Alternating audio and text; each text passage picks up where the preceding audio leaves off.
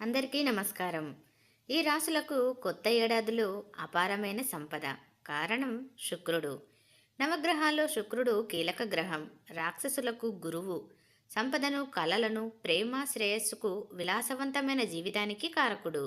శుక్రుడు ప్రతి నెలకు ఒకసారి తన రాశిని మారుస్తూ ఉంటాడు. అలాగే మార్చి 2వ తేదీన మీనరాశిలోనికి, మార్చి 26వ తేదీన మేషరాశిలోనికి ప్రవేశిస్తున్నాడు. ఈ ప్రభావం అన్ని రాశుల వారిపై ఉన్నప్పటికీ 6 రాశుల మీద మాత్రం అధిక ప్రభావం ఉంటుందని జ్యోతిష్య పండితులు తెలియజేస్తున్నారు. లాభపడే రాశుల వివరాలను గురించి మనం ఇప్పుడు ఒకసారి పరిశీలిద్దాం. అందులో మొదటి రాశి ధనుస్సు రాశి.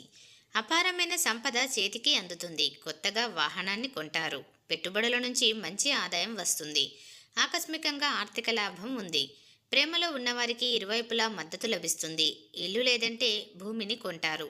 దాంపత్య జీవితంలో ఉన్నటువంటి సమస్యలన్నీ కూడా ముగిసిపోతాయి. ఇక రెండవ రాశి మిథున రాశి.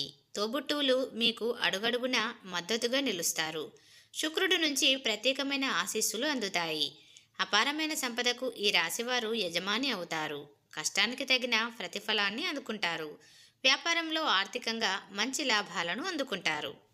కన్యా రాశి. పెళ్లి కాని వారికి పెళ్లి కుదురుతుంది. లక్ష్మీదేవి ఇంట్లోనే కొలువై ఉంటుంది. ఏ రంగంలో అడుగుపెట్టినా విజయాన్ని సాధిస్తారు. కుటుంబంలో ప్రేమ, ఆప్యాయత వెల్లువిరుస్తాయి. అనుకోకుండా ధనలాభం కలిగి జీవితాన్ని మార్చేస్తుంది. ఇక 4వ రాశి వృశ్చిక రాశి. గతంలో పెట్టిన పెట్టుబడుల నుంచి మంచి ఆదాయం అనేది వస్తుంది.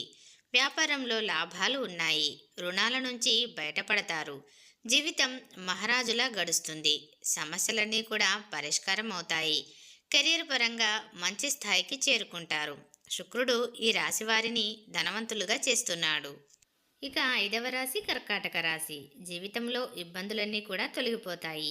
తల్లిదండ్రుల కన్నా చిరకాల కోరికను నెరవేరుస్తారు. వృత్తిపరంగా మంచి స్థాయికి చేరుకుంటారు. ఉద్యోగంలో పై అధికారుల నుంచి ప్రశంసలను లభిస్తాయి.